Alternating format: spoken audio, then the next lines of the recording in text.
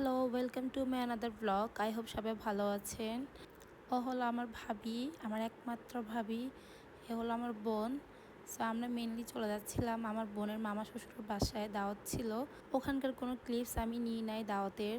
So এখানকে আমরা সবাই যাদের বাসায় গিয়েছিলাম, আপুর মামাতো ননদ সবাই মিলে আমরা বের হয়ে যাই একটু বাইরে আড্ডা দেওয়ার জন্য। আমরা চলে যাই পৌর পার্কে। ওখানে গিয়ে দেখি পৌর পার্ক বন্ধ।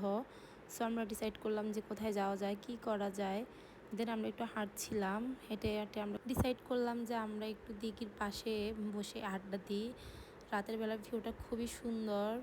আমরা এখানে বসে এত বাতাস ছিল, লিটারালি আমরা নোয়াখালীতে অনেক গরম পড়ছিল, বাট সেদিন এত বাতাস ছিল, এত ভালো লাগছিল আমার কাছে।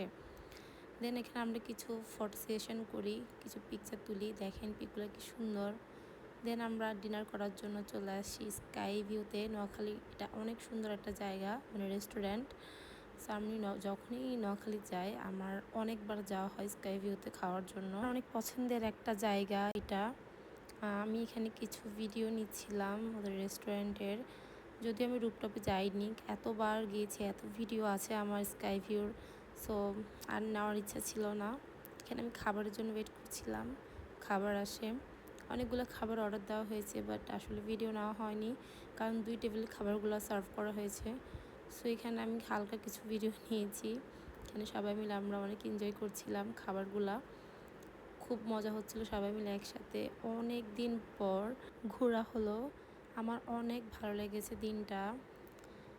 এখানে আমার হাজব্যান্ড, সামির ভাইয়া ওরা দাঁড়িয়ে দাঁড়িয়ে গল্প করছিল, আমি একটু ভিডিও নিচ্ছিলাম রেস্টুরেন্টটার। এই জায়গাটার আসলে কখনো পিকচারই তোলা হয় নাই, সেদিনই আমার চোখে পড়লো।